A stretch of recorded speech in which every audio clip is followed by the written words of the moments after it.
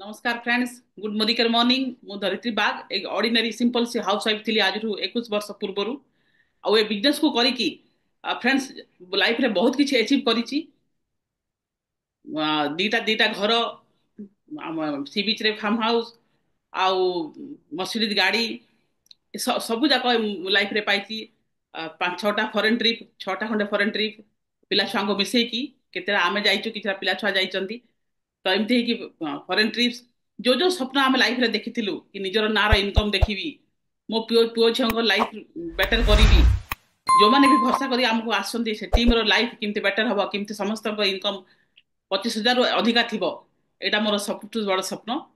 ତ ଫ୍ରେଣ୍ଡସ୍ ଆଜି ଯୋଉମାନେ ବି ବିଜନେସ କୁ ବିଶେଷ କରିକି ଆସିଛନ୍ତି ଆମେ ତାଙ୍କଠୁ ଶୁଣିବା। ମତେ ତ ଆପଣ ମାନେ ବହୁତ ଥର ଶୁଣିଛନ୍ତି ବହୁତ ମିଟିଂ ସେମିନାରରେ, ବଟ୍ ଆଜି ମୋର କିଛି ଲିଡର ଯୋଉମାନେ କି ବିଜନେସ ରେ ସିରିୟସଲି ମାନେ କାମ କରୁଛନ୍ତି ତାଙ୍କଠୁ ଆଜିର ଶୁଣିବା ଆଉ କିଛି ପ୍ରଡକ୍ଟର ଟେଷ୍ଟିମୋନି ଦେଖିବା। କାହିଁକିନା ଆମେ ଯୋଉ ପ୍ରଡକ୍ଟ ବିଷୟରେ ଆମେ ଡିସ୍କସନ କରିବା ସେଟା ଆମର ବ୍ୟାକବୋନ ଫ୍ରେଣ୍ଡସ୍। ୱିଦାଉଟ୍ ପ୍ରଡକ୍ଟ ଆମେ ବିଜନେସ କୁ ରନ୍ କରିପାରିବାନି। ଆମର ବହୁତ ଡାଇନାମିକ ଲିଡର ସେ ଏରିଆର ଆମର ଆକ୍ଟିଭିଟି ଆଉ ଆଉ ବାକି ଯେତେ ପ୍ରଡକ୍ଟର ସେ ମାଷ୍ଟର। ଆଉ ମୁଁ ତାଙ୍କ ପାଇଁ ସେ କଣ ଦେଖୁଛନ୍ତି ତାଙ୍କ ପାଇଁ ମୁଁ ଜାଣିନି, ବଟ୍ ସିଏ ଆମ ଟିମର ଗୋଟେ ବହୁତ ବଡ ଲିଡର। ଆଉ ଆଉ ଏତେ ସାଫ ହୃଦୟର ଲୋକ, ସେ ନିଜ ଟିମ୍ ପାଇଁ ବି ଯେତିକି ଡେଡିକେଟଲି କରନ୍ତି, କିଏ କିଏ କ୍ରସ୍ ଲାଇନ୍ ଲୋକ ବି ତାଙ୍କୁ ଯଦି କିଛି ପଚାରେ ତାକୁ ବି ସେ ଅଧଘଣ୍ଟା ସୁନ୍ଦର ଭାବେ ବୁଝେଇ ଦିଅନ୍ତି। ତ ମୁଁ ବହୁତ ଭାଗ୍ୟବାନ କି ଏଭଳିଆ ଲିଡର ମୋ ଟିମରେ ଅଛନ୍ତି। ତ Mohan Chandra Raut sir, screen is yours. Good Modikiar morning. Good morning and morning sir. Good Modikiar morning to all. ସମସ୍ତଙ୍କୁ ମୋର ନମସ୍କାର। ନମସ୍କାର ସାର୍, ନମସ୍କାର। ତ ସର୍ବପ୍ରଥମେ ମୁଁ ଧନ୍ୟବାଦ ଦେବି ମୋର ଅଫଲାଇନ ଯିଏକି ମୋତେ ବିଜନେସ କୁ ଆଣିଥିଲେ। ମୋର ତ ଅଫଲାଇନ କହିଲେ ବହୁତ ସାରା ମୋର ଅଫଲାଇନ ଅଛନ୍ତି, କିନ୍ତୁ ମୋତେ ଯିଏ ବିଜନେସ କୁ ଯୋଡ଼ିଥିଲେ, ଜଣେ ଲୋକ ମୋତେ ଆଣିକି ଯୋଡ଼ିଥିଲେ, ସେ ହଉଛନ୍ତି ମିଷ୍ଟର ଉମାଶଙ୍କର ଦୀପ। ତାଙ୍କୁ ମୁଁ ଧନ୍ୟବାଦ ଦେବି। ତାପରେ ମୋତେ ଏଇ ବିଜନେସ କୁ ଷ୍ଟାର୍ଟ କରେଇଲେ, ସେ ହଉଛନ୍ତି ମୋର ଗ୍ରେଟ୍ ଅଫଲାଇନ। ଆଉ ବର୍ତ୍ତମାନ ପ୍ଲାଟିନମ ଡାଇରେକ୍ଟର ଅଛନ୍ତି ମିଷ୍ଟର ବଳରାମ ଭକ୍ତ। ସେ ହିଁ ମୋତେ ବିଜନେସ କୁ ଷ୍ଟାର୍ଟ କରିବା ଶିଖେଇଲେ ଆଉ ଏ ବିଜନେସ ରେ ମୋତେ ବଞ୍ଚେଇକି ରଖିଛନ୍ତି। ସେ ହଉଛି ମୋର great great great offline Mrs Dharitri Bag and mister Ravi Bag, ଆଉ ତାଙ୍କ ପୁଅ ଭୂପେନ ବାଗ ଆଉ ସ୍ନିଗ୍ଧା ମ୍ୟାଡମ। ଏମାନେ ବି ମୋତେ ବହୁତ ବହୁତ ବଡ ହେଲ୍ପ କରିଛନ୍ତି। ମୋର ପ୍ରତି କ୍ଷଣରେ, ପ୍ରତି ଜାଗାରେ, ପ୍ରତି ମୁହୂର୍ତ୍ତରେ ମୋତେ ହେଲ୍ପ କରି ଆସିଛନ୍ତି। ତା ସହିତ ମୋର ଗ୍ରେଟ୍ ଅଫଲାଇନ ଅଛନ୍ତି ଧନଞ୍ଜୟ ଭୋଇ ସାର୍, ସିଏ ବି ମୋତେ ବହୁତ ପ୍ରକାର ହେଲ୍ପ କରିଛନ୍ତି। ଆଉ ଓ, ମୋର ଟୋଟାଲ ମ୍ୟାନେଜମେଣ୍ଟ ଅଫଲାଇନ ଏମାନଙ୍କ ଠାରୁ ମୁଁ କିଛି ଶିଖିଛି। ଆଜି 2-2.5 ବର୍ଷ ହେଲା ମୁଁ ଏ ବିଜନେସ କୁ କରୁଛି। ତ ଏଠୁ ମୋର ପରିଚୟ ଦେଉଛି, ମୋ ନାଁ ହଉଛି ମୋହନ ଚନ୍ଦ୍ର ରାଉତ, ଘର ହଉଛି ରେଙ୍ଗାଲପାଲି। ତ ସେ ପାଖର ଗୋଟେ ଛୋଟିଆ ଗାଁ, ତାର ଗୋଟେ ପୋଡା ସାହି, ମାନେ ପ୍ରାୟ 60-70 ଘର ଆମେ ରହୁଛୁ। ସେଠୁ ମୁଁ ବିଲଙ୍ଗ କରୁଛି। ମୁଁ +2 ପାସ୍ କଲା ପରେ ମୋ ପାଖେ କିଛି ଉପାୟ ନଥିଲା, ମୁଁ ସିଲେଇ କାମ କରିଥିଲି। ସେଇଟା ହଉଛି ମୋର ପ୍ରୋଫେସନ ଥିଲା। ସିଲେଇ କାମ କରୁଥିଲି, ମତେ ଖାଲି ଘର ଚଳିବା ପାଇଁ ଯଥେଷ୍ଟ ହେଉନଥିଲା। କଣ କରିବି ଚିନ୍ତା କରୁଥିଲି। ସେଇ ଭିତରେ ମତେ ଏଇ ବିଜନେସ ର ଅପରଚୁନିଟି ଆସିଲା। ଦେଖିଲି ସ୍ୱପ୍ନ ତ ବହୁତ ଅନେକ ଥିଲା, ତ ଦେଖିଲି ଏଇ ବିଜନେସ ରେ ସବୁ କିଛି ପାଇ ହବ। ତାପରେ ମୁଁ ଏଇ ବିଜନେସ କୁ ସିରିୟସଲି ନେଲି, କିନ୍ତୁ ଜଏନ କରିକି 6 ମାସ ପର୍ଯ୍ୟନ୍ତ କିଛି କାମ କରିନି। ଯୋଉ ଦିନ ମୁଁ ପ୍ରଥମ କରି ମିଟିଂ ଗଲି ନବରଙ୍ଗପୁର, ସେଠି ମୋର କିଛି କିଛି ମାଇଣ୍ଡ ରେ ପଶିଲାନି। ମୋର ଦ୍ୱିତୀୟ ମିଟିଂ ଥିଲା ଉମରକୋଟ। ସେ ମିଟିଂ ରୁ ହିଁ ମୋର ମାଇଣ୍ଡ ଖୋଲି ଯାଇଛି, ଆଉ ସେଇଠୁ ମୁଁ ପଛକୁ କେବେ ଘୁଞ୍ଚିକି ଚାହିଁନି। ଆଉ ସେ ଦିନଠୁ କାମ କରୁଛି। ଯାହା କିଛି ନଲେଜ ପାଇଛି ଆଜି ଆପଣ ମାନଙ୍କୁ କିଛିଟା ଦେବି। ହୁଏତ ଆପଣ ମାନେ ୟା ବାବଦରେ ଆଗରୁ ଅନେକ ଶୁଣିଥିବେ, ତ ମୁଁ ଯାହା ଜାଣିଛି ସେ ବିଷୟରେ ଆପଣଙ୍କୁ କିଛିଟା କହିବି। ତ ମ୍ୟାଡମ କହୁଥିଲେ ଆକ୍ଟିଭିଟି, ଆମେ ହଉଛୁ, ଭାରତ ହଉଛି କୃଷି ପ୍ରଧାନ ଦେଶ। ଆଉ ଏ ଦେଶରେ ଅଧିକାଂଶ ଲୋକ ଚାଷ ଉପରେ ହିଁ ଭରସା କରନ୍ତି। ମୁଖ୍ୟତଃ ଆମେ ଧାନ ଚାଷ କରୁ, ତା ସହିତ ମୁଗ, ବିରି, ଗହମ, କୋଳଥ, ମାଣ୍ଡିଆ, ଆଖୁ। ତ ଆମ ପାଖରେ ଆକ୍ଟିଭିଟି, ଆପଣ ମାନେ ଦେଖିପାରୁଥିବେ ଆକ୍ଟିଭିଟି ପ୍ରଡକ୍ଟ, ୟା ଉପରେ ମୁଁ କାମ କରୁଛି। ମୋର ହାଇଏଷ୍ଟ ସେଲିଂ ରହେ ଆକ୍ଟିଭିଟି ଆଉ ଏଇ ଆକ୍ଟିଭ ମ୍ୟାକ୍ସ। यार गोटे छोट डेमो भी देखेबी ଆଉ ୟା ବାବଦରେ ଆପଣଙ୍କୁ ଯାହା ଜାଣିଛି କହିବି। ମୁଁ ଫିଲ୍ଡରେ ଯେମିତି କହେ ଲୋକଙ୍କୁ ଯେମିତି ବୁଝେଇକି ମୁଁ ଆକ୍ଟିଭିଟିର ରେଜଲ୍ଟ ଆଣୁଛି ସେଇଆ ହିଁ ଆପଣ ମାନଙ୍କୁ ଜଣେଇବି। ତ ପ୍ରଥମେ ମୁଁ ଦିଟା ଗ୍ଲାସ ନେଇଛି, ଦେଖାଯାଉଛି ମ୍ୟାଡମ?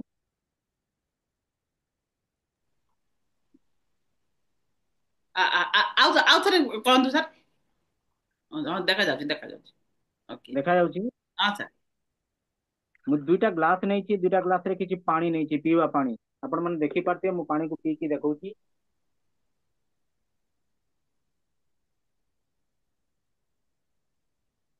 ଆମେ ଭାବିବା ଏଇଟା ଆମର ଦିଟା ଚାଷ ଜମି।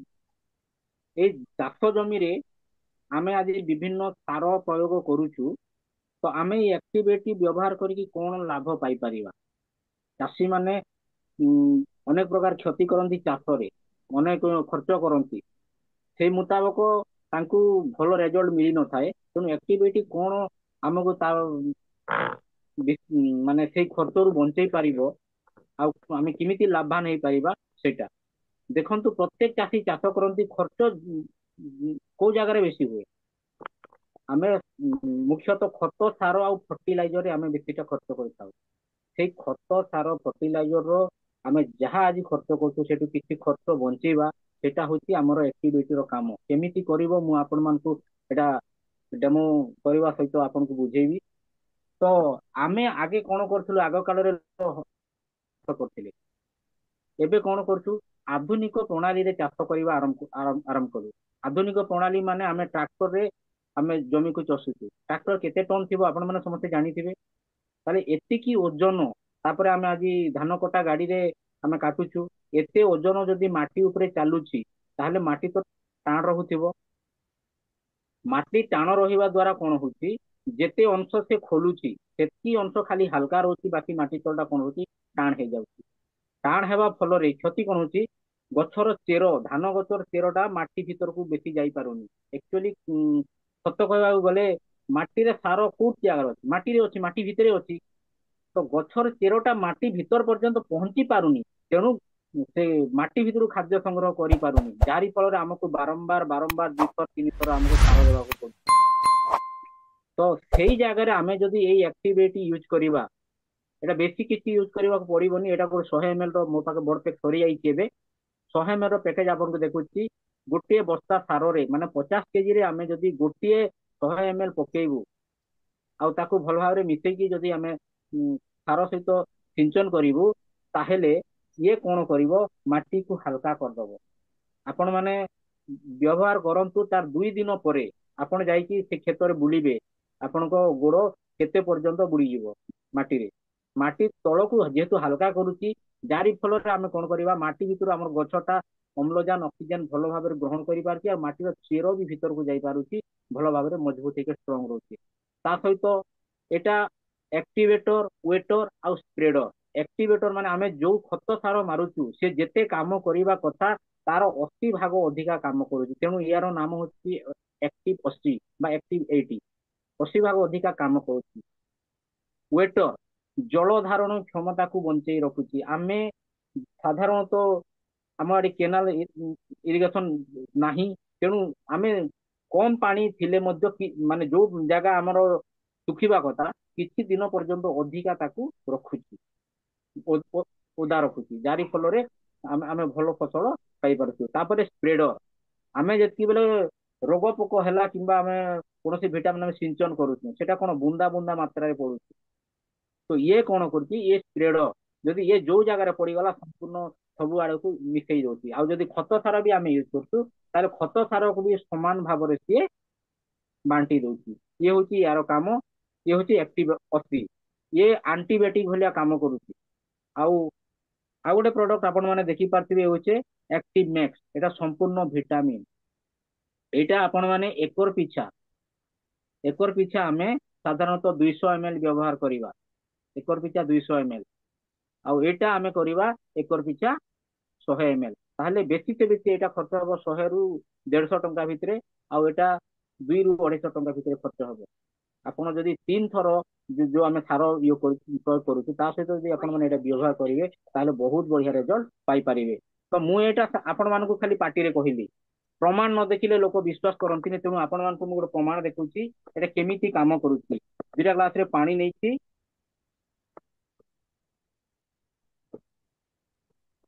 ମୁଁ ଦେଖନ୍ତୁ ଗୋଟେ ଜମିରେ ଆମର ଆକ୍ଟିଭ 80 ବ୍ୟବହାର କରୁଛି। ଏ କିଛି ଆକ୍ଟିଭିଟି ନେଇଛି ଆଉ ଗୋଟେ ଖାଲି ପାଣି ରହିଛି। ତାହେଲେ ଏଇଟା କେମିତି କାମ କରୁଛି ଦେଖନ୍ତୁ। ଏଇଟା ଗୋଟେ ପତ୍ର, କଦଳୀ ପତ୍ର। ଏଟା ମୁଖ୍ୟତଃ ସାରୁ ପତ୍ରରେ ଆମେ ଡେମୋ କଲେ ବହୁତ ବଢିଆ ସୁନ୍ଦର ରେଜଲ୍ଟ ପାଇପାରିଥାଉ। କିନ୍ତୁ ଏବେ ସାରୁ ପତ୍ର ମିଳୁନି। ତାହେଲେ ଏଇ ପତ୍ରରେ ଆମେ କେମିତି ଆମେ ଡେମୋ କରିପାରିବା। ଦେଖନ୍ତୁ ଏ ପତ୍ରରେ, କଦଳୀ ପତ୍ରରେ ପାଣି କେବେ ରହେନି। ତ ଆମେ ଯୋଉ ଖତ ସାର ଯୋଉ ରୋଗ ହେଲା ପରେ ଆମେ ଯୋଉ ମେଡିସିନ ୟୁଜ କରୁଛୁ, ଯୋଉ ଫର୍ଟିଲାଇଜର ୟୁଜ କରୁଛୁ, ସିଏ କଣ ହଉଛି ପତ୍ରରେ ବାଜିଲା, ଯୋଉ ପାଖରେ ପଡିଲା ତଳକୁ, ପଡିଲା ତଳକୁ, ପଡିଲା ତଳକୁ, ଯାହାରି ଫଳରେ ଯୋଉ କୀଟ ପତଙ୍ଗ ଉପରେ ବାଜୁଛି ପଡୁଛି ସିଏ ତ ମରୁଛି। ଆଉ କିନ୍ତୁ ଧାନ ପତ୍ର କେମିତି ରହୁଛି, ମୋଡାମୋଡି ହେଇକି ରହୁଛି, ଏମିତି ମୋଡାମୋଡି ହେଇକି। ଯଦି କିଏ ଯଦି କୋଉ ଫାଙ୍କ ଭିତରେ, କୋଉ ଫାଟ ଭିତରେ ଲୁଚିକି ରହିଛି, ତାକୁ ସେ ଔଷଧ ତ ଯାଇପାରୁନି, ତା ପର୍ଯ୍ୟନ୍ତ ପହଞ୍ଚି ପାରୁନି, ତାହେଲେ ସିଏ ବଞ୍ଚି ଯାଉଛି। ଆର ଦିନ ପୁଣି ଥରେ ସେ ବଂଶ ବିସ୍ତାର କରୁଛି। ଆଉ ଆମକୁ ବାରମ୍ବାର 2 ଥର 3 ଥର ଆମେ ସେଇ ସାରକୁ, ସେଇ ମେଡିସିନକୁ ୟୁଜ କରିବାକୁ ପଡୁଛି। ତ ସେଇ ଜାଗାରେ ଯଦି ଆମେ ଟ୍ୟାଙ୍କ ପିଛା 5 ml, ଗୋଟିଏ ଟ୍ୟାଙ୍କରେ ଆମେ 5 ml ଯଦି ଆକ୍ଟିଭ 80 ମିଶେଇକି ମାରିବା, ତାହେଲେ ଇଏ ଆପଣଙ୍କର 48 ଘଣ୍ଟା ପର୍ଯ୍ୟନ୍ତ ସେଇ ଖତ ସାର ମେଡିସିନକୁ ଗୋଟିଏ ପାଖରେ ରଖିଦବ। କୁଆଡେ ବର୍ଷା ହେଲେ ବି ଧୋଇ ହେବାର ସମ୍ଭାବନା ନାହିଁ। ଏଠି ତ ସେଭଳିଆ ସୁବିଧା ନାହିଁ, ନହେଲେ ଆପଣ ମାନଙ୍କୁ ଧୋଇ କରି ଦେଖେଇ ଦେଇଥାନ୍ତି। ତ ଦେଖନ୍ତୁ ଆପଣ ମାନେ, ଏଇଟା ହଉଛି ଆମେ ଆକ୍ଟିଭ 80 ଯୋଉଟା ବ୍ୟବହାର କରିନୁ, ଆଉ ଏଇ ଜମିରେ ଆମେ ଆକ୍ଟିଭ 80 ବ୍ୟବହାର କରିଛୁ। ଦେଖନ୍ତୁ ମୁଁ 2ଟା ଜାଗାରେ ପତ୍ରକୁ ବୁଡଉଛି।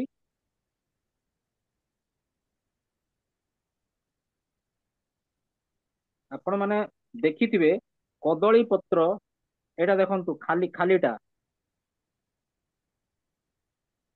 ପାଣି କମ ଲାଗିଛି। କିନ୍ତୁ ଆପଣ ମାନେ ଏଇଟା ଦେଖିପାରୁଥିବେ, ଦେଖାଯାଉଛି, ସମସ୍ତଙ୍କୁ ଦେଖାଯାଉଛି, ଦେଖନ୍ତୁ ହଁ ସାର୍ ଦି ଦେଖ। ସାଇଡରେ ସମ୍ପୂର୍ଣ୍ଣ ରହିଯାଇଛି।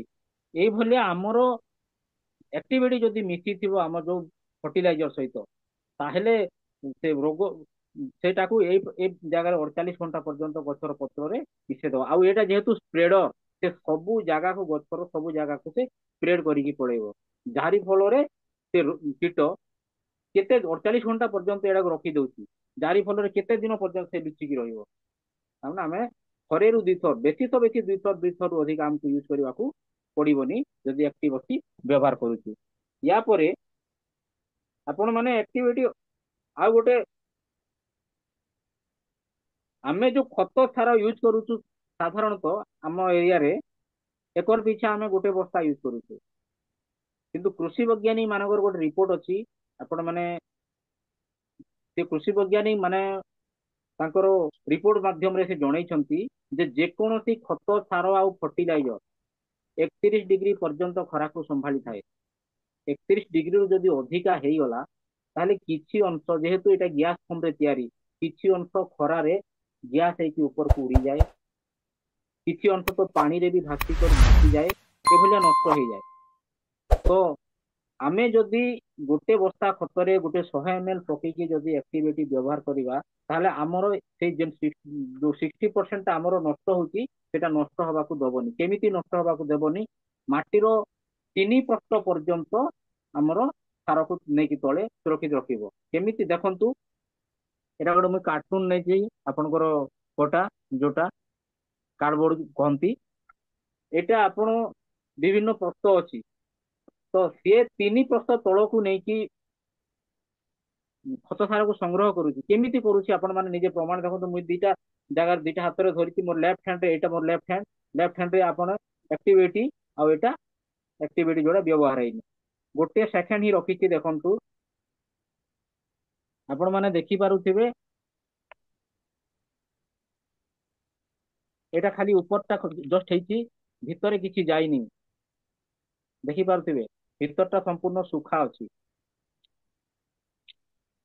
ଆପଣ ମାନେ ଦେଖୁଥିବେ ଭିତର ସମ୍ପୂର୍ଣ୍ଣ ଶୁଖିଲା ଅଛି। ସେତେ ପାଣିଟାକୁ ଟାଣି ପାରିନି। ଏଇଟା ହଉଛି ଆମେ ଯୋଉଟା ଆକ୍ଟିଭିଟି ବ୍ୟବହାର କରିନୁ। ମୁଁ ଆଉ ଗୋଟେ ଦେଖୁଛି, ଏଇଟା ଆକ୍ଟିଭିଟି ବ୍ୟବହାର କରାହେଇଛି। ଦେଖିପାରୁଥିବେ ଆପଣ ମାନେ। ମୁଁ ୟେସ୍ ଏଇ ପର୍ଯ୍ୟନ୍ତ ବୁଡିଥିଲି, ମୁଁ ଯୋଉ ପର୍ଯ୍ୟନ୍ତ ହାତ ଧରିଛି ସେଇ ପର୍ଯ୍ୟନ୍ତ ବୁଡିଥିଲି। ଆପଣ ମାନେ ଦେଖିପାରୁଥିବେ ଧୀରେ ଧୀରେ ଉପରକୁ ବି ସେ ସ୍ପ୍ରେଡ ହେଇକି ଯାଉଛି। ଦେଖନ୍ତୁ ଧୀରେ ଧୀରେ ଉପରକୁ, ଏଇଟା ଦେଖନ୍ତୁ ଧୀରେ ଧୀରେ ଉପର ସ୍ପ୍ରେଡ ହଉଛି। ଆଉ ମୁଁ ଏଇଟା ଖୋଲିକି ଦେଖଉଛି, ଦେଖନ୍ତୁ ଭିତରେ ଏବେ ବି ପାଣି କେମିତି ଓଦା ହଉଛି, ପ୍ରସ୍ତ ପ୍ରସ୍ତ ଖୋଲିଯିବ ସମ୍ପୂର୍ଣ୍ଣ, ଯେହେତୁ ସମ୍ପୂର୍ଣ୍ଣ ପ୍ରସ୍ତ ଭିଜି ଯାଇଛି, ଆପଣ ମାନେ ଦେଖିପାରୁଥିବେ। ତ ଏଇଭଳିଆ ସ୍ପ୍ରେଡ କରୁଛି, ଆଉ ବିଭିନ୍ନ ପ୍ରସ୍ତ ପ୍ରସ୍ତ ନେଇକି ଆମର ଖତଟାକୁ ସଂଗ୍ରହ କରୁଛି, ଯାହା ଯୋଉ ନଷ୍ଟ ହେବାଟା ସେଇ ନଷ୍ଟରୁ ଆମେ ବଞ୍ଚି ଯାଉଛୁ। ତାପରେ ଆଉ ଗୋଟେ ଶେଷ ଡେମୋ ଅଛି, ଏଇଟା ତିନିଟା ପ୍ରକାର। ଭାବି ନିଅନ୍ତୁ ଏଇଟା ତ ଆମର ଗୋଟେ ପାଉଡର, କିନ୍ତୁ ଭାବି ନିଅନ୍ତୁ ଏଇଟା ଗୋଟେ ଆପଣଙ୍କର ୟୁରିଆ ସାର କିମ୍ବା ଆମେ ଡିଏପି ସାର ଆମେ ୟୁଜ କରୁଛୁ, ଯୋଉଟା କି ଆମେ ୟୁଜ କଲାର 24 ଘଣ୍ଟା ପର୍ଯ୍ୟନ୍ତ ଲାଗୁଛି ମାଟିକୁ ମିଶିବା ପାଇଁ। ତାର ଭିତରେ ଯଦି 31 ଡିଗ୍ରୀ ଅଧିକା ଖରା ହେଇଗଲେ ନଷ୍ଟ ହେଇଯାଉଛି। ତ ଇଏ ମାଟି ଭିତରକୁ ପ୍ରକୃତରେ ଯାଉଛି କି ନ ଯାଉଛି ତାର ପ୍ରମାଣ ଦେଖେଇବା ପାଇଁ ମୁଁ ଆପଣଙ୍କୁ ଦେଖୁଛି। ଏଇଟା ଆପଣଙ୍କର ଆମର ଯୋଉଟା ଆକ୍ଟିଭିଟି ବ୍ୟବହାର ହେଇନି।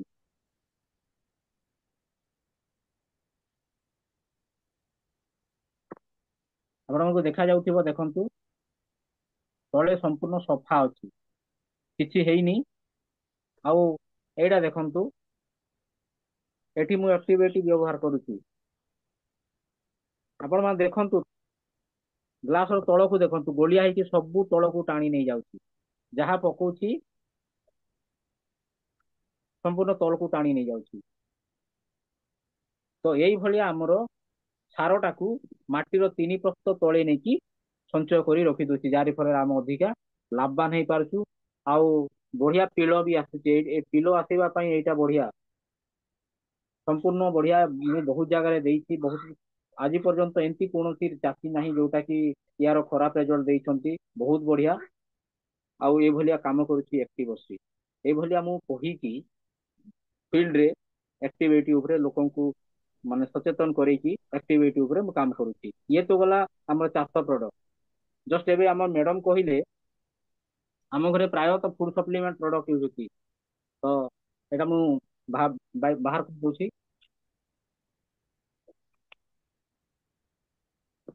ସତ କଥା, ଫୁଡ ସପ୍ଲିମେଣ୍ଟ କାହାକୁ କୁହାଯାଏ? ବହୁତ ସାରା ଲୋକ ଜାଣନ୍ତି ସପ୍ଲିମେଣ୍ଟ ସପ୍ଲିମେଣ୍ଟ ଫୁଡ ସପ୍ଲିମେଣ୍ଟ। ଏତିକି ମନେ ରଖିଥାନ୍ତୁ, ମେଡିସିନ ଆଉ ଫୁଡ ସପ୍ଲିମେଣ୍ଟ ଭିତରେ ପାର୍ଥକ୍ୟ କଣ? ମେଡିସିନ ଯାହାକୁ ରୋଗ ହେଲେ ଖାଆନ୍ତି ତାକୁ କୁହାଯାଏ ମେଡିସିନ। ରୋଗ ହେଲା ପରେ ଆମେ ତାକୁ ଖାଉ। କିନ୍ତୁ ସପ୍ଲିମେଣ୍ଟ, ଆମେ ଏଇ ଯୋଉ ସପ୍ଲିମେଣ୍ଟ କହୁଛୁ, ଆଗାମୀ ଦିନରେ ଆଗାମୀ ଭବିଷ୍ୟତରେ ଆମକୁ ଯେମିତି ରୋଗ ନହେବ ତା ପାଇଁ ଆମେ ଖାଉ, ତାକୁ କୁହାଯାଏ ସପ୍ଲିମେଣ୍ଟ। ହେଲା, ଏଟା ରୋଗ ହେଲେ ଖାଇବେ ସେମିତି କିଛି ନୁହଁ। ରୋଗ ନଥିବା ଲୋକ ବି ଆମେ ଏଇ ସପ୍ଲିମେଣ୍ଟ ଗୁଡାକ ଖାଇପାରିବା। ଏ ଦେଖନ୍ତୁ ଏଭଳି ଆମ ଘରେ ଅନେକ ଗୁଡା ପ୍ରଡକ୍ଟ ୟୁଜ ହଉଛି। ତ ଏବେ ମୁଁ ଏଇମାନଙ୍କର କିଛି ଆପଣ ମାନଙ୍କୁ ୟା ବାବଦରେ ନଲେଜ ଦେବି। ମଲ୍ଟିଭିଟାମିନ ଯୋଉଟା ଏବେ ଜଷ୍ଟ କହିଲେ ମ୍ୟାଡମ, ଏଇଟା ଆମର ମ୍ୟାଡମ କହୁଥିଲେ ଏବେ, କଳ୍ପନା ମ୍ୟାଡମ ମଲ୍ଟିଭିଟାମିନ ସେ ଖାଉଛନ୍ତି। ଆପଣ ମାନେ ଦେଖୁଥିଲେ ତାଙ୍କୁ ମୁଁ 2 ଥର ବ୍ଲଡ ଚଢେଇ ସାରିଛି, ଦିଦି ପକ୍ଷେ ୟା ଆଗରୁ। ଆଉ ଜଷ୍ଟ ଏବେ ମଧ୍ୟ ଜଷ୍ଟ କମ ଦିନ ହବ, ମାସେ ଆଗରୁ, ମାସେ 1.5 ମାସ ହବ, ତାଙ୍କର ଦେହ ସମ୍ପୂର୍ଣ୍ଣ ସେମିତି ସେ ପୂର୍ବ ଭଳି ହେଇଯାଇଥିଲା। ବ୍ଲଡ ର ଦୁର୍ବଳତା ଲାଗି ବ୍ଲଡ କମି ଯାଇଥିଲାଣି। ତାପରେ ମୁଁ ତୁରନ୍ତ କଣ କରିଛି, ଏ 2ଟା ପ୍ରଡକ୍ଟ ଆଣିଛି। ଆପଣ ମାନେ ଭଲ ଭାବରେ ଦେଖନ୍ତୁ, ଏଇଟା ଆକ୍ଟିଭେଇଟି ଆଉ ସ୍ପିରୁଲିନା। ହଁ ସରି ସରି, ମଲ୍ଟିଭିଟାମିନ ଓମେନ ଫର ଓମେନ ଆଉ ସ୍ପିରୁଲିନା। ଏଇଟା ଆମର ମାସେ 1.5 ମାସ ହବ ଖାଇସାରିଲେଣି। ତାପରେ ତାଙ୍କର କିଛିଟା ଏବେ ସୁସ୍ଥ ଜଣା ପଡୁଛନ୍ତି, ଆଉ ଆଗାମୀ ଦିନ ବି ଏଇଟା କଣ୍ଟିନ୍ୟୁ ରହିବ। ତ ମଲ୍ଟିଭିଟାମିନ, ଆଗରୁ ଆମର ଗୋଟେ ମଲ୍ଟିଭିଟାମିନ ଥିଲା, ଆପଣ ମାନେ ଜାଣିଥିବେ, ସେଥିରେ 12ଟା ଭିଟାମିନ, 8ଟା ମିନେରାଲ, 6ଟା ଏମିନୋ ଏସିଡ ଆଉ 2ଟା ଫାଇଟୋ ନ୍ୟୁଟ୍ରିଏଣ୍ଟ। ଆପଣ ମାନେ ମାର୍କେଟରେ ବି ମଲ୍ଟିଭିଟାମିନ ମିଳୁଛି, କିନ୍ତୁ ଏଇ ମାତ୍ରାରେ ମଲ୍ଟିଭିଟାମିନ ଥିବା 12ଟା ଭିଟାମିନ, 8ଗୋଟି ମିନେରାଲ, 6ଗୋଟି ଆମିନୋ ଏସିଡ ଆଉ 2ଗୋଟି ଫାଇଟୋ ନ୍ୟୁଟ୍ରିଏଣ୍ଟ ଥିବା ମଲ୍ଟିଭିଟାମିନ ଆପଣ ପାଇପାରିବେ ନାହିଁ। ଆଉ ଏଇଭଳିଆ ମଲ୍ଟିଭିଟା ଆମ ପାଖରେ ଥିଲା। ତାର ଅପଗ୍ରେଡ ଫର୍ମ ରେ ବାହାରିଛି ବର୍ତ୍ତମାନ 2ଟା। गोटे हूँ मेन्स आ गोटे हूँ वुमेन्स सेपरेट मेन वुमेन खाई पारिबे एटा 30 वर्ष रु अधिका जो माने रहउचंती सेमानकु आपण मेन आउ वुमेन सजेशन करिवे आउ ता तळकु जो माने रहउचंती तांकु एबे जदि सजेशन करचंती ताहाल आगरु जोटा मल्टीविटामिन अछि सेही मल्टीविटामिन सजेशन करिवे एई मेन्स रो मल्टीविटामिन जोटा एटा 60 टा टैबलेट रहउची आपण माने दिनकु गोटे लेखा हेले आपनको 2 मास जीवो तो जो मेन्स रो मल्टीविटामिन रहउची तार अपग्रेड फॉर्म होची आगरु जहा थिला सेथिला दी तीनटा चारटा इंग्रेडिएंट अधिका मिसिची से चारिटा इंग्रेडिएंट होची आपनकर गोटे होची अश्वगंधा आपण माने आगरु भी जानि छंती अश्वगंधा आ जिनसिंग सेटा हमर से पुराना मल्टीविटामिन रे भी अछि किंतु एबे गोक्सुरा आ सफेद मुसली दीटा नुआ इंग्रेडिएंट मिसिची जोटा हमर फॉर मेन्स जो माने मणि हमर पुरुष पिला माने जोटा खाइबा सेठी दुईटा मिसिची तेणु तार गुणटाକୁ अधिका इ କରିଛି ଆଉ ଏଠିରେ ଆମର 27 प्रकार इनग्रेडिएंट अछि जोटा हमें पुरुष मानक ପାଇଁ जो एबे मोदी के लॉन्च କରିଛି मल्टीविटामिन तापरे रहिला आपनकर ओमेन्स एई ओमेन्स रो मल्टीविटामिन एठिरे आपण 30 गोटी माने इनग्रेडिएंट पाई पारे 30 टी इनग्रेडिएंट ଆଉ एठिरे मेन कोन रहिछि एबे नुआ किछिटा अपग्रेड फॉर्म रे एटा जेहेतु बाहरिछि किछि अधिका इनग्रेडिएंट एठी पडिछि तो से समस्त को तो कहि हबनी आपन को तीन चारटा कहूची मुख्यतः एथि हल्दी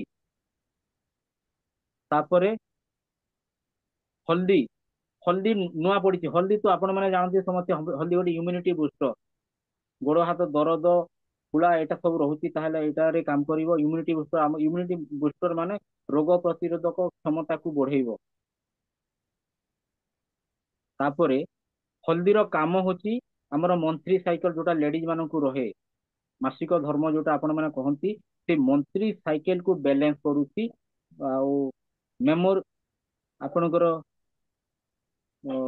जो हमर हार्मोन हमर एटा हार्मोनल बैलेंस रे तू से सजाडी थाए हमर हल्दी तापरे अशोक रो छाली अशोक गछ बोली कर आपण माने जानिथिबे तार छाली अशोक गछर छाली आगोडे मिसुचे सेटा तो मुख्यतः आपण जो मासिक धर्म में जो प्रकार असुविधा रोचे कोड़ा पेन रहुची तापरे इरेगुलर होची समान होउनी डेट एपट सेपट घुंचुची ताकू भी काम करूची हमर अर्जुन छाली आपनकर जो हमर ए प्रकार से काम करूची हमर हार्मोन इम्बैलेंस को से बैलेंस करके रखुची तापरे आ गोटे इनग्रेडिएंट अछि नुआ मिसिची सेटा होची तुलसी तुलसी आपण माने जानछन तुलसी बाबद रा बेसी किछि कहबा कथा नुह तुलसी आगरू समस्ते जानी छंती तुलसी होची एंटीबैक्टीरियल एंटीवायरल एंटी फंगल से सब प्रकार भाइरस बैक्टीरिया जनित माने पेट भितर जहा रहुची ताकू भी से ये करूची आ गोटे रहुची आपनकर शतावरी शतावरी आपनकर लेडीज मानक ପାଇଁ ଗୋଟେ ବଢିया प्रोडक्ट शतावरी जोटा आपनकर आयुर्वेद रे मिलुची आपण माने ना सुनिथिबे शतावरी यार काम कोन यूट्रस हमर यूट्रस डिजीज टाकू से ठीक करूची यूट्रस रे जहा हमर प्रजनन अंग से प्रजनन अंग को ठीक रखुची हमर से शतावरी आउ आपर जेन फ्लो रहुची से फ्लो टाकू कम अथि टाकू बैलेंस करिवारे काम करूची ए होची मल्टीविटामिन 60 टा टैबलेट होची आपण माने दिन को जदी गोटिए नउछंती एटा 2 मास जोची ए होची आपनकर मल्टीविटामिन या परे आपनकर प्रोडक्ट आ जोटे प्रोडक्ट मते जेहेतु आज 5 कोटी प्रोडक्ट रो विषय रे किछरा कहिबा पई देइछंती मो द्वितीय प्रोडक्ट कहूची एटा होची आपण मानकर जानुथिबे ना पढी पारथिबे पिरुलिना पिरुलिना कोन पिरुलिना कहबा आगु मु आगु छोटिया स्टोरी कहबी छोटिया स्टोरी समस्त को गोटे प्रश्न रहिबो जो माने जानि छंती कहबे बेसी बंचुथिबा प्राणी किए बेसी दिन जोड़ा बंची पारुची गोटे प्राणी कहि परिबे एनीबॉडी ठीक अछि मु कहि दउची कइछ आपण माने जानिथिबे कइछ କଇଁଛ 300 ध बंची पारे कइछ ହୁଁ ତ ଏଇ ସ୍ପିରୁଲିନା ବାହାରିବା ପୂର୍ବରୁ ବୈଜ୍ଞାନିକ ମାନେ କଣ କଲେ ନା କଇଁଛ କାହିଁକି ଏତେ 300 ବର୍ଷ ପର୍ଯ୍ୟନ୍ତ ବଞ୍ଚୁଛି, ବାକି ସବୁ ପ୍ରାଣୀର ବୟସ କାହିଁକି କମ, ଗୋଟେ କଇଁଛକୁ ନେଇକି ସେମାନେ ପରୀକ୍ଷା ନିରୀକ୍ଷା ଆରମ୍ଭ କଲେ। ତାପରେ ସେମାନେ ଦେଖିଲେ ତା ଭିତରେ ଏଇ ଯୋଉ ସ୍ପିରୁଲିନା ରହୁଛି। କାହିଁକି? କଇଁଛଟା ସେଇ ସ୍ପିରୁଲିନା ଖାଉଛି। ସ୍ପିରୁଲିନା ତିଆରି ହଉଛି କୋଉଠି? ସମୁଦ୍ର ଭିତରେ ଥିବା ଗୋଟେ, ମାନେ ଆମେ କହୁଛୁ ଯୋଉଟା ଶୈବାଳ ବା ସାମୁଦ୍ରିକ ଦଳ, ଶିଉଳି ଯୋଉଟା କହୁଛୁ, ସେ ଶିଉଳିକୁ ଖାଉଛି। ତ ତା ଭିତରେ ରହୁଛି ସ୍ପିରୁଲିନା, ସେଇଥିରୁ ହିଁ ସ୍ପିରୁଲିନା ତିଆରି ହେଇଛି। କାହିଁକି? ସେ ସାମୁଦ୍ରିକ ଦଳଟା କେମିତି ରହୁଛି? ସ୍ପ୍ରିଙ୍ଗ ଭଳିଆ ରହୁଛି, ତେଣୁକରି ଏହାର ନାଁ ଦିଆଯାଇଛି ସ୍ପିରୁଲିନା। ଆଉ ଏଟାକୁ କୁହନ୍ତି ମୋଦିକିଆର। ଯେତେ ପ୍ରଡକ୍ଟ ଅଛି ସବୁ ପ୍ରଡକ୍ଟ ମଧ୍ୟରେ ଏଇଟା ହଉଛି ସୁପର ଫୁଡ ବୋଲିକରି କୁହାଯାଏ। ଏଥିରେ ଆପଣ ମାନେ ଆଇରନ୍, ଭିଟାମିନ୍, ମିନେରାଲ, କ୍ୟାଲସିୟମ, ବହୁତ ପ୍ରକାର ଜିନିଷ ଆପଣ ପାଇପାରିବେ। ଗୋଟିଏ ଗୋଟିଏ ଟେବଲେଟ ର 60% ପ୍ରତ୍ୟେକ ଏଠି ରହୁଛି। ମୁଁ ଦେଖଉଛି ଆପଣ ମାନଙ୍କୁ ଖୋଲିକି, ଜଷ୍ଟ ଆମେ ୟୁଜ କରୁଛୁ ଏଇଟା। ଏଭଳିଆ କ୍ୟାପସୁଲ ରହୁଛି, ଆପଣ ମାନେ ମୋର ହାତରେ ଦେଖିପାରୁଥିବେ। ଦେଖନ୍ତୁ, ଏଭଳିଆ କ୍ୟାପସୁଲ ରହୁଛି। ଏ କ୍ୟାପସୁଲ ର 60% ହଉଛି ଆଜ୍ଞା ପ୍ରୋଟିନ। ତ ପାଲଙ୍ଗ ଶାଗ ଜାଣିଥିବେ, ସ୍ପିରୁଲିନା ଗୋଟେ ପାଲଙ୍ଗ ଶାଗରୁ 300 ଗୁଣା ଆଇରନ୍ ମିଳିବ ଏଇ ସ୍ପିରୁଲିନାରୁ। ପାଲଙ୍ଗ ଶାଗ ଠାରୁ 300 ଗୁଣା ଆଇରନ୍ ରହୁଛି। ତାପରେ ଗାଜର, ଗାଜରରେ ରହୁଛି ବିଟା କ୍ୟାରୋଟିନ। ବିଟା କ୍ୟାରୋଟିନ ର କାମ କଣ? ଆଖି ପାଇଁ ବଢିଆ ବିଟା କ୍ୟାରୋଟିନ। ଗାଜର ଖାଇଲେ ଆଖିର ଦୃଷ୍ଟି ଶକ୍ତିରେ ସୁଧାର ଆସିଥାଏ। ତ ଆମେ ଗାଜର ଠାରୁ 1000 ଗୁଣା, ଗାଜର ଠାରୁ 100 ଗୁଣା ଆମେ ବିଟା କ୍ୟାରୋଟିନ ଏଠି ଏଠି ପାଇପାରିବା। ତାପରେ ଆମେ କ୍ଷୀର ପିଉଛୁ, କ୍ଷୀର ଠାରୁ 1000 ଗୁଣା ଆମର କ୍ୟାଲସିୟମ ପାଇପାରିବା ଏଠି। ସୋୟା, ସୋୟା ଆମର ଗୋଟେ ପ୍ରୋଟିନ, ସୋୟା ପ୍ରୋଟିନ ଆପଣ ମାନେ ସମସ୍ତେ ୟୁଜ କରୁଥିବେ। ସୋୟା ଠାରୁ 300 ଗୁଣା ଆମେ ଏଥିରେ ପ୍ରୋଟିନ ବି ପାଇପାରିବା। ତ ଏଇଟା ଆପଣ ଦିନକୁ, ଏହାର ଡୋଜ ରହୁଛି ଦିନକୁ 2ଟା ଖାଇବେ, ସକାଳୁ ଗୋଟେ ଆଉ ରାତିରେ ଗୋଟେ। 2ଟା ଆପଣ ଯଦି ଖାଉଛନ୍ତି, ଏଟା ଆଜି ମୋଦି କେୟାର ରେ ଆସିଲା ତା ବୋଲିକି ଆମେ ୟୁଜ କରୁନୁ। ଏଇଟା ବହୁତ ଆଗରୁ ୟୁଜ କରାଯାଉଛି। ଏଟାକୁ କିଏ ମାନେ ଖାଉଥିଲେ? ଯୋଉମାନେ ସୋଲଜର ମାନେ, ଯୁଦ୍ଧକାଳୀନ ପରିସ୍ଥିତିରେ ଯଦି ସେମାନେ ଯୁଦ୍ଧ ପାଖରେ ରହିଥିବେ, ତାଙ୍କୁ ତ ଖାଦ୍ୟ ଦେଇ ହବନି। ଯଦି ସେ ଖାଦ୍ୟ ଖାଇବ, ତାହେଲେ ଶତ୍ରୁର ଗୁଲି ଖାଇବ। ତ ସେଇ ଜାଗାରେ ସେମାନେ 2 ଦିନ, 4 ଦିନ, 8 ଦିନ ଯୋଉ ଯୁଦ୍ଧ ରହୁଛି, ସେଇ ସମୟରେ କଣ ଏଇ ସ୍ପିରୁଲିନା ଖାଇକି ବଞ୍ଚୁଛନ୍ତି। 2ଟା ସ୍ପିରୁଲିନା ଟାବଲେଟ କ୍ୟାପସୁଲ ଯଦି ଆପଣ ଖାଉଛନ୍ତି, ଗୋଟିଏ ମିଲ୍ସ ର ବରାବର। ଗୋଟେ ମିଲ୍ସ ଖାଇଲେ, ଭରପୁର ମିଲ୍, ସାଧାରଣ ମିଲ୍ସ କହୁନି, ଗୋଟେ ଭରପୁର ମିଲ୍ସ ଯଦି ଖାଉଛନ୍ତି 2ଟା ସ୍ପିରୁଲିନା, ଯେତିକି ଏନର୍ଜି ସେ ଖାଦ୍ୟରେ ମିଳିବ, 2ଟା ସ୍ପିରୁଲିନା ଆପଣ ମାନଙ୍କୁ ସେତିକି ଏନର୍ଜି ଦେଇପାରିବ। ଏଟା ତେଣୁକରି ଏଇଟା ସୁପର ଫୁଡ ବୋଲି କୁହାଯାଉଛି। ଏଟା ଆପଣ ମାନଙ୍କର କୋଉ କୋଉ କାମରେ ଆସିବ? ଡାଇବେଟିସ ଯାହାର ଅଛି ତାଙ୍କୁ ଦେଇପାରିବା। ଜଏଣ୍ଟ ପେନ ରେ ଏଇଟା କାମ କରିବ। ତାପରେ ପ୍ରେଗନେଣ୍ଟ ଲେଡିଜ ପାଇଁ ତ ଆପଣ ମାନେ ମୋଷ୍ଟ ରେକମେଣ୍ଡ କରନ୍ତୁ। ପ୍ରେଗନେଣ୍ଟ ଲେଡିଜ ଯଦି ଯୋଉଦିନ ପ୍ରେଗନେଣ୍ଟ ହେବା ଜାଣିଛନ୍ତି, ସେଦିନ ଠାରୁ ଯଦି ଆପଣ ମାନେ ଆରମ୍ଭ କରିବେ, ତାଙ୍କ ଦେହରେ ରକ୍ତ ମାନେ ଯୋଉଟା ହେମୋଗ୍ଲୋବିନ ର କମି ଆଉ ଆପଣଙ୍କୁ ଦେଖିବାକୁ ମିଳିବନି। ତାପରେ ପ୍ରେଗନେନ୍ସି ପରେ ଆପଣ ମାନେ ଜାଣିଥିବେ, ବହୁତ ମା ମାନଙ୍କର କ୍ଷୀର କମ ହୁଏ। ଜଷ୍ଟ ମୁଁ ଆଜି ଜଣେ ଲୋକଙ୍କୁ ଦେଇକି ଆସିଛି, ଆଗରୁ ମଧ୍ୟ ଦେଇ ସାରିଥିଲି, ଆଉ ଆଜି ଜଣେ ଲୋକଙ୍କୁ ଦେଇଛି, ଯୋଉମାନଙ୍କର ମା ହେଲା ପରେ ଯୋଉ କ୍ଷୀର କମ ରହୁଛି, ଏଇଟା ଦେଇକି ତାପରେ ଏଠି ଯେହେତୁ ମିଲ୍କ ସିକ୍ରେସନ ବଢେଇବାର କ୍ଷମତା ବି ଅଛି ଏଇଥିରେ। ତାପରେ ମେମୋରି ବୁଷ୍ଟ, ଛୁଆ ମାନଙ୍କୁ ବି ଆପଣ ମାନେ ଯୋଉମାନେ ଅଛନ୍ତି, ତାଙ୍କୁ ହାଫ ଡୋଜ ଦେଇପାରିବେ, ତାଙ୍କର ମେମୋରି ବୁଷ୍ଟ କରିବା ପାଇଁ ବି ଏଇଟା କାମ କରୁଛି। ଆଉ ଏଇଟା କ୍ୟାନ୍ସର, ଯୋଉମାନଙ୍କର କ୍ୟାନ୍ସର ଅଛି, ବିଭିନ୍ନ ପ୍ରକାର କ୍ୟାନ୍ସର, କ୍ୟାନ୍ସରରେ ବି ଇଏ କାମ କରୁଛି। ଯୋଉଟା ଆମର ସେଇ କ୍ୟାନ୍ସର ସେଲ୍ସକୁ ଆଗକୁ ବଢିବାକୁ ଦେବନି, ଯୋଉ ପାଖରେ ଅଛି ସେଠି ରଖିବ। ତାପରେ ଆଖିର ପ୍ରୋବ୍ଲେମ ସବୁ ବି କାମ କରୁଛି। ଏଭଳିଆ ଅନେକ ଗୁଡା ପ୍ରୋବ୍ଲେମ, ୟା ସହିତ ଅନେକ ଗୁଡା ପ୍ରୋବ୍ଲେମ ବି କାମ କରୁଛି। ଏଇଟା ହଉଛି ସ୍ପିରୁଲିନା। ଆଉ ଏଇଟା ସମସ୍ତେ ଖାଇପାରିବେ, ରୋଗ ହେଇଛି ନ ହେଇଛି ସମସ୍ତଙ୍କୁ ଆପଣ ମାନେ ଦେଇପାରିବେ। ଏଇଟା ହଉଛି ସ୍ପିରୁଲିନା। ମୋର ଏଗଲା ଆପଣଙ୍କ 3ଟା ପ୍ରଡକ୍ଟ ଗଲା। ମୋର ଚତୁର୍ଥ ପ୍ରଡକ୍ଟ ଆପଣ ମାନଙ୍କୁ କହିବି, ସେଟା ହଉଛି ଭିଜନ ହେଲ୍ଥ। ଭିଜନ ମାନେ ଆଖି। ଆଖି ଗୋଟେ ଏମିତି ଜିନିଷ, ଆଖି ନଥିଲେ ଆମେ କେମିତି ଅନୁଭବ କରିବା, ଆପଣ ମାନେ ଥରେ ଅନୁଭବ କରି ଦେଖନ୍ତୁ ଆଖି। ତ ଆଜି କାଲି ଆମେ ବହୁତ ଗୁଡା ଆମେ ବ୍ଲୁ ଲାଇଟ, ବହୁତ ଲୋକଙ୍କର ପାଖରେ ଏବେ ସ୍କ୍ରିନ୍ ଟାଇମ ବଢି ଯାଇଛି। ମାନେ ଆମେ ପ୍ରାୟତଃ ସମସ୍ତଙ୍କ ପାଇଁ ଗୋଟେ ଗୋଟେ ମୋବାଇଲ ଥିବ, ନହେଲେ ଲ୍ୟାପଟପ ଥିବ, କମ୍ପ୍ୟୁଟର, ବିଭିନ୍ନ ଜାଗାରେ ଯୋଉମାନେ କାମ କରୁଛନ୍ତି, ତ ସେମାନଙ୍କର ସ୍କ୍ରିନ୍ ଟାଇମ ବଢି ଯାଉଛି, ତାରି ଫଳରେ ଆମର ଆଖି ନଷ୍ଟ ହଉଛି। ତାପରେ କିଛି ଲୋକ ବାହାରେ ଯୋଉମାନେ ଫିଲ୍ଡ ରେ କାମ କରୁଛନ୍ତି, ବାହାର ଧୂଳି ମାଲି ବାଲି ବାଲି ଗୋଡି ମାଟି, ତାପରେ ଲେଡିଜ ମାନେ କଣ କରୁଛନ୍ତି, ଯୋଉ କାଠ ପାଖରେ ଏବେ ଟିକେ କମି ଯାଇଛି, ନହେଲେ କାଠ ପାଖରେ ଯୋଉଟା ରନ୍ଧାରନ୍ଧି କରୁଛନ୍ତି, ସେ ଧୂଆଁ ଆସିକରି ଏଇଭଳିଆ ବିଭିନ୍ନ ଆମ ଆଖିର ନଷ୍ଟ କିଛିଟା ଧୀରେ ଧୀରେ ଆମର ଦୃଷ୍ଟି ଶକ୍ତି କମି ଆସୁଛି, ଆଖିର ରେଟିନା ଟା ଦୁର୍ବଳ ହେଇଯାଉଛି। ତ ସେଇ ଜାଗାରେ ଆଉ ମୁଁ ନିଜେ 40 ବର୍ଷ ପରେ ଆପଣ ମାନେ ଦେଖିଥିବେ ଆପଣଙ୍କର ଚାଲିସିଆ ବୋଲି ଗୋଟେ ରୋଗ ଆସେ। ଆଉ ମୁଁ ବି ସେ ରୋଗରେ ବର୍ତ୍ତମାନ ଶିକାର ହେଇସାରିଥିଲି। ମୁଁ ଆଗରୁ ମୋର ମୋବାଇଲ ଛୋଟ ଛୋଟ ଅକ୍ଷର ବି ମତେ ଦିଶୁ ନଥିଲା। ତାପରେ ମୁଁ ଯେମିତି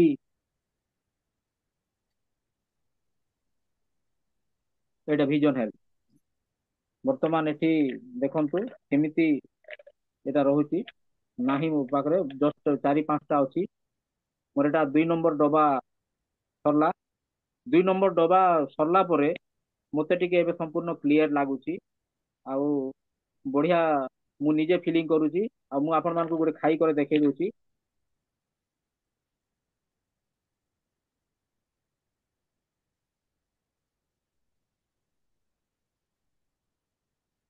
ତ ଇଏ ହଉଛି ଭିଜନ ହେଲ୍ଥ ଆଖି।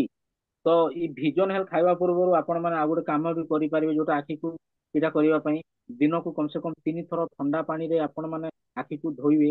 ଧୋଇଲା ପରେ କିଛିଟା ଆଖିର ଯୋଉ ଟିସ୍ୟୁ ଗୁଡାକ ରିଲାକ୍ସ ରହିବ। ତା ସହିତ ଆମେ ଏଇ ସପ୍ଲିମେଣ୍ଟ ୟୁଜ କରିବୁ। ଏଇ ସପ୍ଲିମେଣ୍ଟ କଣ କଣ ଅଛି, ଏଠି ଅଛି ଆପଣଙ୍କ ଲ୍ୟୁଟିନ ଏଣ୍ଡ ଜିଆଜେନ୍ଥିନ। ଲ୍ୟୁଟିନ ଆଉ ଜିଆଜେନ୍ଥିନ ଯୋଉଟା କଣ କରେ, ଆମର ଆଖିକୁ ପ୍ରୋଟେକ୍ସନ କରିଥାଏ। ବ୍ଲୁ ଲାଇଟ, ଆମେ ଯୋଉ ମୋବାଇଲ ସ୍କ୍ରିନ ରେ ରହୁଛୁ, ସେ ବ୍ଲୁ ଲାଇଟ ଠାରୁ ଆମକୁ ଯୋଉ କ୍ଷତି ହଉଛି, ତା ପାଇଁ ଆମର ପ୍ରୋଟେକ୍ସନ କରେ। ଆଉ ସାର୍ପନେସ କୁ ବଢାଏ, ଯୋଉଟା ଆମେ ସଫା ଦେଖିପାରିବା, ସାର୍ପନେସ ସହିତ ଆମେ ସଫା ଦେଖିପାରିବା, ତାରି ପାଇଁ ଆମକୁ କାମ କରୁଛି ଆମର ଲ୍ୟୁଟିନ ଆଉ ଜିଆଜେନ୍ଥିନ। ତାପରେ ଏଠି ରହିଛି ଫ୍ଲାକ୍ସିଡ ଅଏଲ। ଆମର ତ ଆଉ ଗୋଟେ ପ୍ରଡକ୍ଟ ଅଛି ସେପାରେଟ, ଫ୍ଲାକ୍ସିଡ ଅଏଲ ଅଛି। ଫ୍ଲାକ୍ସିଡ ଅଏଲ ଏଠି ରହିଛି। ଫ୍ଲାକ୍ସିଡ ଅଏଲ ର କାମ କଣ, ଡ୍ରାଏ ଆଇ, ଯୋଉମାନଙ୍କର ଡ୍ରାଏ ଆଇ ର ସମସ୍ୟା ରହୁଛି, ସେମାନଙ୍କୁ ଅ, ଭଲ କାମ କରୁଛି। ଡ୍ରାଏ ଆଇ ମାନେ କଣ, ଆମେ ବାହାରେ ବୁଲାବୁଲି କରୁଛୁ ପବନରେ, ବାଇକ ରେ ଯୋଉଟା ବୁଲୁଛୁ, ସବୁବେଳେ ପବନ ବାଜିବାର ଆମ ଆଖିଟା କଣ ଶୁଷ୍କ ରହିଯାଉଛି। ତ ସେଇ ଜାଗାରେ ଆମେ ଯଦି ଏ, ଏଇ ପ୍ରଡକ୍ଟ ଆମେ ୟୁଜ କରିବା, ତାହେଲେ ଏଠି ଅଛି ଯୋଉ ଫ୍ଲାକ୍ସିଡ ଅଏଲ, ସେ ଆମର ଆଖିର ଇଏ ଡ୍ରାଏ ଆଇ ର ସମସ୍ୟା ଟାକୁ ସେ ଦୂର କରିବ। ତା ସହିତ ଆମ ରେଟିନା, ଆଖିରେ ଯୋଉ ରେଟିନା, ଏବେ ଜଷ୍ଟ ରେଟିନା, ରେଟିନାକୁ ସେ ସୁଦୃଢ କରିବ, ତାର ସୁରକ୍ଷା କରିବ, ଯାରି ଫଳରେ ଆମେ ଭଲ ଭାବରେ ଦେଖିପାରିବା, ସାର୍ପ ହେଇପାରିବା। ଆଉ ଗୋଟେ ରହୁଛି ଆପଣଙ୍କର ଭିଟାମିନ ଏ। ଭିଟାମିନ ଏ ଆପଣ ମାନେ ପଢିଲା ବେଳେ ବି ଜାଣିଥିବେ, ଅନ୍ଧାର କଣା ରୋଗରେ କଣ ଦିଆଯାଏ, ମାନେ ଭିଟାମିନ ଏ ଦିଆଯାଏ। ଆପଣ ମାନେ ଏଇ ଭିଜନ ହେଲ୍ଥ ଯୋଉମାନଙ୍କୁ ଅନ୍ଧାର କଣା, ନାଇଟ ବ୍ଲାଇଣ୍ଡ ଯୋଉଟା ରହୁଛି, ସେଇମାନଙ୍କୁ ବି ଦେଇପାରିବେ। ଆଉ ବଢିଆ ରେଜଲ୍ଟ ଆପଣ ମାନେ ପାଇପାରିବେ। ମୁଁ ନିଜେ ତାର ପ୍ରମାଣ, ମୁଁ ନିଜେ ଏଇଟା ଖାଉଛି। ଇଏ ବି ଆପଣଙ୍କର ବ୍ଲୁ ଲାଇଟ ଯୋଉଟା ଆମର ମୋବାଇଲ ରୁ ବାହାରୁଛି, ସେଇ ଭିଟାମିନ ଏ ବ୍ଲୁ ଲାଇଟ ଠାରୁ ଆମକୁ ବଞ୍ଚେଇବ। ଅନ୍ଧାର କଣା ଯୋଉଟା ଆମେ ରହୁଛି, ସେ ଅନ୍ଧାର କଣା ଠାରୁ ବି ବଞ୍ଚେଇକି ଆମକୁ ସାର୍ପନେସ ପ୍ରଦାନ କରିବ। ଆଉ ଆଖିରୁ ଆମେ ସୁନ୍ଦର, ଯୋଉଟା କି ଆମେ ଦୁନିଆକୁ ଦେଖିପାରୁଛୁ ଆଉ ଦେଖିପାରିବା। ଆଉ ଇଏ ହଉଛି ମୋର 4 ନମ୍ବର ପ୍ରଡକ୍ଟ। ମୁଁ ଆପଣଙ୍କୁ ଆଉ ଗୋଟେ ପ୍ରଡକ୍ଟ ବାବଦରେ ନଲେଜ ଦେବି। ସେଟା ହଉଛି ଆପଣ ମାନଙ୍କ ୱାର୍ଲଡ ର ଆଉ ଗୋଟେ ଆପଣ ମାନେ ପ୍ରଡକ୍ଟ ଜାଣିଥିବେ, ଏଇଟା ହଉଛି ଗୋଟେ ମସଲା, ଯୋଉଟାକୁ ଆମେ କହୁଛୁ ହର୍ବାଲ ଟି ଲାଟେ, ଚା ର ଗୋଟେ ମସଲା। ଏଥିରେ 18 ପ୍ରକାର ଜଡିବୁଟି, ମାନେ ଆମେ ଯୋଉଟା ଆୟୁର୍ବେଦରେ ଯୋଉଟା ଅଛି, 18 ପ୍ରକାର ଜଡିବୁଟିର ମିଶ୍रणର ମିଶ୍ରଣ ଏଇଟା। ତ ସେଇ 18 ପ୍ରକାର ଜଡିବୁଟି କଣ, ଆପଣ ମାନେ ଜାଣିଥାନ୍ତୁ। ଯଦି ଯୋଉମାନେ ନୋଟ କରିବାକୁ ଚାହୁଁଛନ୍ତି, ପେପର ପେନ୍ ଅଛି, ନୋଟ କରି ନିଅନ୍ତୁ। ସେଇ 18 ପ୍ରକାର ଜଡିବୁଟିରେ ତିଆରି, ଏଟା କାମ କଣ ପରେ ମୁଁ କହିବି। ଆଗେ 18 ପ୍ରକାର ସେଇ ଜଡିବୁଟିର ନାଁ ଶୁଣନ୍ତୁ। ପ୍ରଥମ ହଉଛି ଚନ୍ଦନ। ଏଠି ଚନ୍ଦନ ରହୁଛି, ଯୋଉଟା ଆପଣ ମାନେ ଜାଣିଛନ୍ତି ଆମର ଦେହ ପ୍ରତି ବହୁତ ବହୁତ ବଢିଆ। ତାପରେ କେଶର, କେଶର ତ ଆପଣ ମାନେ ଜାଣିଛନ୍ତି, କେଶର କଣ ଜାଣିଛନ୍ତି। ତାପରେ ଆମର ଗ୍ରୀନ ଇଲାଇଚି ଯୋଉଟା ଆମେ ଆଜି ୟୁଜ କରୁଛୁ, ଗ୍ରୀନ ଇଲାଇଚି ଅଛି। ତାପରେ ତୁଳସୀ, ତୁଳସୀର ପତ୍ର ଏଠି ଅଛି। ଅଦ୍ରକ, ଅଦା, ଅଦା ମଧ୍ୟ ଏଠି ମିଶିଛି। ତା ସହିତ କାଲି ମିର୍ଚ, ଆପଣ ମାନେ ଗୋଲମରିଚ ଯୋଉଟା କହୁଛୁ ଗୋଲମରିଚ ଅଛି। ତାପରେ ଲବଙ୍ଗ ଅଛି, ଡାଲଚିନି, ଡାଲଚିନି ଅଛି ଏଠି। ଜାଇଫଲ, ଜାଇଫଲ ଆପଣ ମାନେ ଶୁଣିଥିବେ ଯୋଉ ଜାଇଫଲ ଗୋଟେ ରହୁଛି, ସେ ଜାଇଫଲ ବି ଏଠି ମିଶିଛି। ପିପଳି ଅଛି। ତାପରେ ରୋଜ, ତାପରେ ଆପଣ ମାନଙ୍କ ଗୋଲାପର ପତ୍ର ପଙ୍ଖୁଡା ଯୋଉଟା ରହୁଛି, ଗୋଲାପ ପଙ୍ଖୁଡି ପଙ୍ଖୁଡା ଯୋଉଟା କହୁଛନ୍ତି ତାର ପାଖୁଡା, ସେ ଗୋଲାପ ପାଖୁଡାର ମିଶ୍ରଣ ଅଛି। ତାପରେ କଳା ଅଳେଇଚି, ବଡ ଅଳେଇଚି ଯୋଉଟା ଆପଣ କଳା ଅଳେଇଚି ଦେଖୁଛନ୍ତି, ସେ କଳା ଅଳେଇଚି ଅଛି। ତାପରେ ପବିତ୍ର ତୁଳସୀ ବୋଲିକା ଆଉ ଗୋଟେ ଇନଗ୍ରିଡିଏଣ୍ଟ ଏଠି ମିଶିଛି। ତାପରେ ସੌଁଫ, ସੌଁଫ ଯୋଉଟା ଆମେ ପାନ ମଧୁରୀ ଯୋଉଟା କହୁଛୁ, ସେ ସୌଁଫ ଅଛି। ତାପରେ ଆପଣଙ୍କର ଧଳା ଚନ୍ଦନ, ଧଳା ଚନ୍ଦନ ଏଠି ମିଶିଛି। ତାପରେ ପଦ୍ମ ପାଖୁଡା, ତେଜପତ୍ର। ଆଉ ତାପରେ ଆଉ ଗୋଟେ ପ୍ରଡକ୍ଟ ରହିଛି ଯୋଉଟାକୁ କହୁଛୁ ଆମେ ସଲାମ ମିସ୍ତ୍ରୀ। ଏଇଭଳିଆ 18 ପ୍ରକାର ଜଡିବୁଟିର ଏଟା ମିଶ୍ରଣ, ଯାହାକୁ ଆମେ କେମିତି ୟୁଜ କରିପାରିବା। ଆମେ ଯଦି ଚା ପିଉଛୁ, ଚା ଚା ବନେଇଲା ପରେ ଆପଣ ମାନେ ଏଇଟା ମୋ ଘରେ ୟୁଜ ହଉଛି, ମୁଁ ଖୋଲିକି ଦେଖେଇ ଦଉଛି। ଏଭଳିଆ ତାର ଗୁଣ୍ଡ ଆପଣ ମାନେ କିଛି ଅଂଶ ନେଇକି, କିଛି ଆପଣ ଚିମଟିରେ ନେଇକି ଆପଣଙ୍କ ଚା ରେ ପକେଇବେ, ଚା ରେ ମଧ୍ୟ ପିଇ ପାରିବେ। ଆଉ ଯୋଉମାନେ କାଢା ବ୍ୟବହାର କରି କାଢା ଭଳିଆ ଯୋଉ ପିଉଛନ୍ତି, ଆପଣ ମାନେ ଏଇଟାକୁ ଖାଲି ପାଣିରେ ତାକୁ ଫୁଟେଇକି ତାକୁ କିଛି ସମୟ ଫୁଟେଇବେ। ତାପରେ ଆପଣ ତାକୁ ଛାଣି କରି ଆପଣ କାଢା ହିସାବରେ ଏଇଟାକୁ ବ୍ୟବହାର କରିପାରିବେ। ୟାର କାମ କଣ, ଏତେ ପ୍ରକାର ଜଡିବୁଟି ଆପଣ ମାନେ ଜାଣିଛନ୍ତି, ଏଇ ସବୁ ଆୟୁର୍ବେଦିକ ପଦାର୍ଥ ଆମର କଣ କଣ କାମ ଅଛି ଜାଣିଛ? ଏ ଆମର ଆଣ୍ଟି ଅକ୍ସିଡେଣ୍ଟ ଏଥିରେ ଭରପୁର ମାତ୍ରାରେ ଅଛି। ଯୋଉ ଫ୍ରି ରେଡିକଲ ବୋଲିକି ଆମର ଦେହରେ ଗୋଟେ ହଉଛି, ତାହା ଠାରୁ ଆମକୁ ବଞ୍ଚେଇବ। ଆଣ୍ଟି ଆଣ୍ଟି ଅକ୍ସିଡେଣ୍ଟ ଯେହେତୁ ଅଛି, ବ୍ଲଡ କୁ ସଫା ରଖିବ, ମାନେ ଡିଟକ୍ସିଫାଇ କରିବ। ଆମର ବ୍ଲଡ ରେ ଯାହା ମଇଳା ରହୁଛି, ଏଇ ସବୁ ବ୍ଲଡ ର ମଇଳା ଟାକୁ କାଢିକି ଝାଡା ପରିସ୍ରା ଆଡେ ଆମକୁ ବାହାର କରିଦବ। ତାପରେ ଯୋଉମାନଙ୍କର ପେଟ ସମସ୍ୟା ରହୁଛି, ଡାଇଜେସନ ଠିକ ସେ ହଉନାହିଁ, ଖାଇଲେ ଅଜୀର୍ଣ୍ଣ ରହୁଛି, ସେମାନେ ଆପଣ କାଢା ଭଳିଆ ବି 2 ସମୟ 2 ଟାଇମ ବ୍ୟବହାର କରିପାରିବେ। ଆଉ ପେଟ ଆପଣଙ୍କର ସଫା ରହିବ। ଯେହେତୁ ଏଇଟା ଆଣ୍ଟି ଅକ୍ସିଡେଣ୍ଟ ଅଛି, ତାପରେ ଏଇଟା ଆପଣଙ୍କର ଆମର ବ୍ରେନ ପାଇଁ ବି ଭଲ କାମ କରୁଛି, ଆମର ହାର୍ଟ ପାଇଁ ବି ଭଲ ଏଇଟା। ଲଙ୍ଗସ, ଯୋଉମାନଙ୍କର ଲଙ୍ଗସ ମାନେ ଶ୍ୱାସ ଯୋଉମାନଙ୍କର ରହୁଛି, ଲଙ୍ଗସ ପ୍ରୋବ୍ଲେମ ରହୁଛି, ସେମାନେ ବି ଏଇଟା ୟୁଜ କରିପାରିବେ। କାଢା ହିସାବରେ ବ୍ୟବହାର କରିବେ, ୟା ତ ଚା ଭଳିଆ ବି ସେମାନେ ୟୁଜ କରିପାରିବେ। ଆମର ରୋଗ ପ୍ରତିରୋଧକ ଶକ୍ତିକୁ ବି ବଢେଇବ, ଭୋକ ବଢେଇବ, ହଜମ ହେବ। ଆଉ ଯୋଉମାନଙ୍କର ଖାସି ସର୍ଦ୍ଦି ଜୁକାମ ରହୁଛି, ସେମାନେ ବି ଏଇଟାକୁ ୟୁଜ କରିପାରିବେ। ତା ଅଲଗା ଅଛି, ଏଇଟାକୁ ଆପଣ ମାନେ ୟୁଜ କରିବେ। ଏଇଭଳିଆ ଆମର ଅନେକ ଗୁଡା ପ୍ରଡକ୍ଟ ଅଛି ଯୋଉଟା ଆମକୁ ଓ ଆମକୁ ଆଜି ଯୋଗେଇଛନ୍ତି ସମୀର ମୋଦି ଆଉ ମୋଦି କିଆ। ତେଣୁ ଧନ୍ୟବାଦ ଦେବି, ସମସ୍ତଙ୍କୁ ଗୋଟେ ଅନୁରୋଧ କରିବି ତାଙ୍କ ପାଇଁ ଗୋଟେ ଜୋରଦାର ତାଲି ହଉ। ଏଇଭଳି ଆମ ପ୍ରଡକ୍ଟ ଆମ ପାଖରେ ପହଞ୍ଚେଇଛନ୍ତି, କିନ୍ତୁ ଆମର କାମ ହଉଛି ଏଇ ପ୍ରଡକ୍ଟ ବାବଦରେ ଆମେ ନଲେଜ ନେବା। ନଲେଜ ନେଇକି ଲୋକଙ୍କୁ ଯଦି କହିବା, ତାହେଲେ ହିଁ ଆମକୁ ଲୋକ ଗ୍ରହଣ କରିବେ, ନହେଲେ ଲୋକ କାହିଁକି ବ୍ୟବହାର କରିବେ। ତେଣୁ ଏଇଭଳିଆ 2-2.5 ବର୍ଷ ଭିତରେ ମୁଁ ଫିଲ୍ଡରେ ଯାହା କାମ କରୁଛି, ଯାହା ନଲେଜ ପାଇଛି, ଆଉ ସେଇଟା ଆପଣ ମାନଙ୍କୁ ହୁଏତ ଆଜି କାମରେ ଆସିପାରେ। ତ ଏଇଭଳି ଆପଣ ମାନେ ବି ନିଅନ୍ତୁ, ଏଇ ପ୍ରଡକ୍ଟ ୟୁଜ କରନ୍ତୁ। ଆଉ ବିଜନେସ ଆପଣ ମାନେ ଏଠି ପ୍ରଡକ୍ଟ ୟୁଜ କରିବା ପାଇଁ ଚାହୁଁଛନ୍ତି, ତାହେଲେ ତେଲ ମସଲା ସାମ୍ପୁ ସବରେ ରହିଯାଆନ୍ତୁ। ଆଉ ଯଦି ବିଜନେସ କରିବା ପାଇଁ ଚାହୁଁଛନ୍ତି, ତାହେଲେ ଆମେ ଏଇ ଆକ୍ଟିଭେଟି ଆଉ ୱେଲ ପ୍ରଡକ୍ଟ ଏଇ ବାବଦରେ ଆମେ ଯଦି ଜାଦା ନଲେଜ ନେବା, ଜାଦା ତା ବାବଦରେ ଜ୍ଞାନ ସଂଗ୍ରହ କରିକି ଆମ ଲୋକଙ୍କ ପାଖରେ ପହଞ୍ଚିବା, କାହିଁକି ଏଇଟା ହାଇଏଷ୍ଟ ବିଭି ଆମକୁ ଦଉଛି। ଆଉ ହାଇଏଷ୍ଟ ବିଭି ରହିଲେ ଆମେ ବିଭି ଦ୍ୱାରା ହିଁ ଆମେ ଇନକମ ପାଉଛୁ। ହାଇଏଷ୍ଟ ବିଭି ପାଇବା, ହାଇଏଷ୍ଟ ଇନକମ କରିପାରିବା। ଆଉ ତେଲ ମସଲା ତ ପ୍ରାୟ ସମସ୍ତଙ୍କର ଘରେ ୟୁଜ ହଉଛି। ଆଉ ଆଜି ଡେଟରେ ଲୋକ ଦେଖନ୍ତୁ, ଆମର ପୂର୍ବ ପୁରୁଷ ମାନେ ଯେହେତୁ କେମିକାଲ ଫ୍ରି ପ୍ରଡକ୍ଟ ୟୁଜ କରୁଥିଲେ, 110 120 ଏମିତି ବଞ୍ଚୁଥିଲେ। ଆଜି ବିଜ୍ଞାନ ଯୁଗ ହେଇକି ବି ଆମେ କମ ଦିନ କାହିଁକି ବଞ୍ଚୁଛୁ?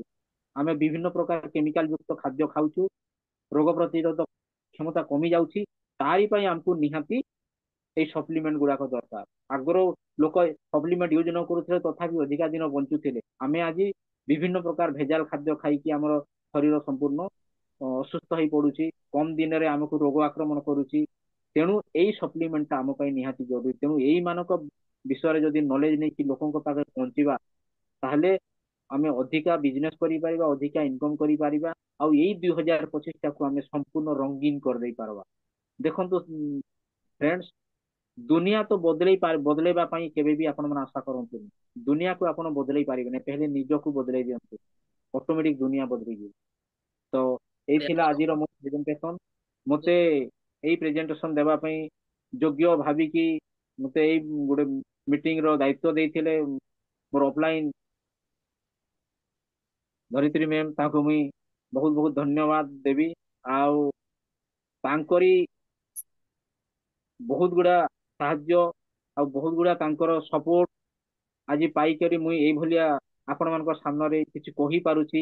ତେଣୁ ମୁଁ ନିଜକୁ ଧନ୍ୟ ମନେ କରିଥିଲି। ଏତେ ସବୁ ନଲେଜ ମତେ କିଏ ଦେଇଛି? ମୋଦି କେୟାର ହିଁ ଦେଇଛି।